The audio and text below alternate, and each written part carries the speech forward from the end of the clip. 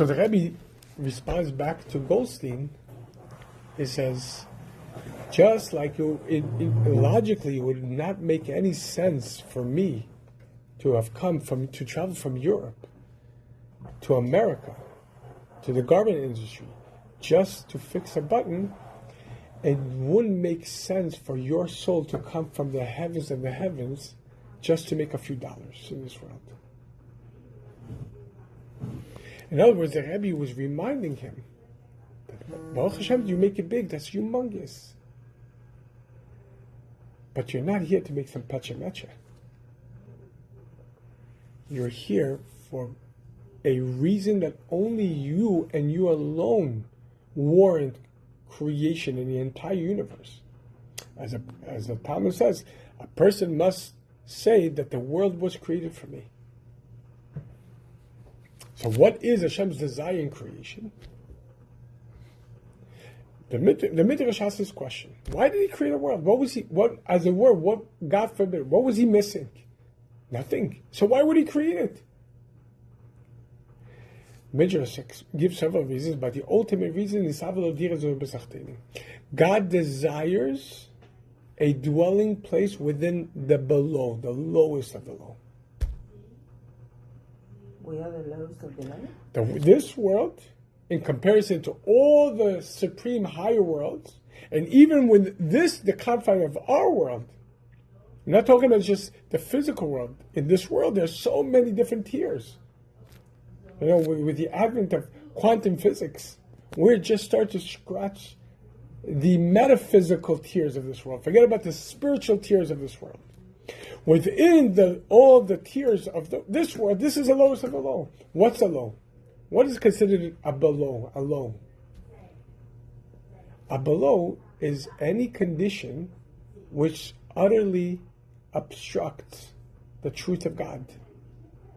A condition so dark and gloomy that a person could behold and see this situation, experience the situation, and ask himself, how could this and a God be here at the same time?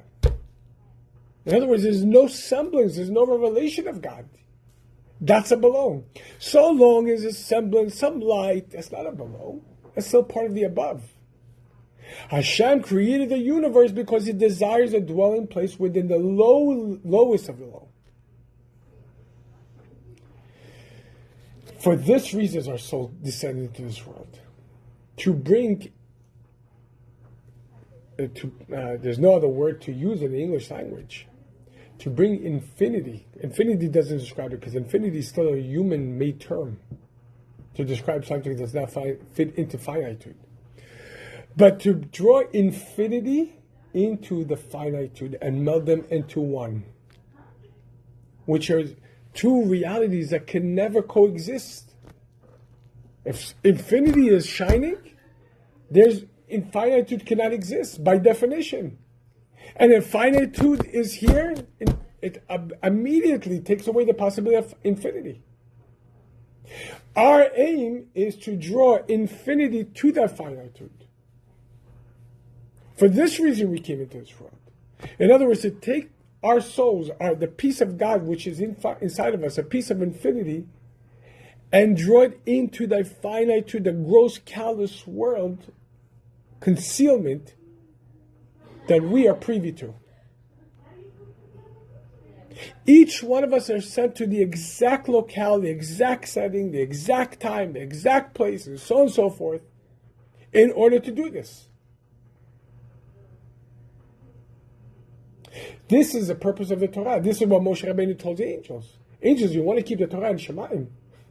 What use is it over there? There's no below in Shemaim. There's no Yesahara. There's nothing there. It's all God. So, what benefit is the Torah in Shemaim? And they have to concede to him. So, quite contrary to Lahavdil, other religions where it says that we are born out of sin and we're sinners and God is, and there's all these complexes. The Talmud is telling us something powerful. It's because our Yesahara that Hashem gives the Torah. It's because we have the capacity for the below. That Hashem gave us His will and wisdom. The Torah is Hashem's will and wisdom. Infinite will and wisdom. For this, Hashem gave us His will and wisdom so the we being His co-creators, we being His spouses, we being His children, we being His friends, we as in the Torah we are deemed, we have different relationships with God. One relationship calls us His spouse, another one calls us His children, another one calls us His mother, another one calls us His friend. Each one of those represents a different dimension of our symbiotic relationship with Hashem. And for this reason, you're put exactly where you need to be put at that time. And from this, we also learn something very powerful. Judaism is not a heavenly movement. It's not a movement that entreats a Jew to leave this world. Unlike all other faiths, that in order to be able to connect to the divine, one has to completely and utterly negate the physicality, the corporality. Because after all, corporality and infinity don't mix together. You have to choose one or the other. Either you go work in Wall Street, or in the watch store, or go into the Himalayas, sit on a mountaintop and hum all day, because these two just don't work. Judaism says that's rubbish. God created this world. God created the world exactly how He wants it. He didn't mess up. And He wants us to have the capacity of the below.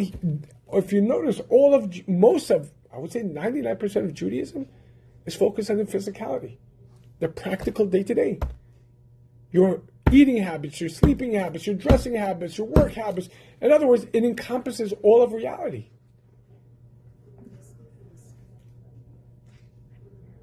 And this was the back and forth between Moshe and the angels.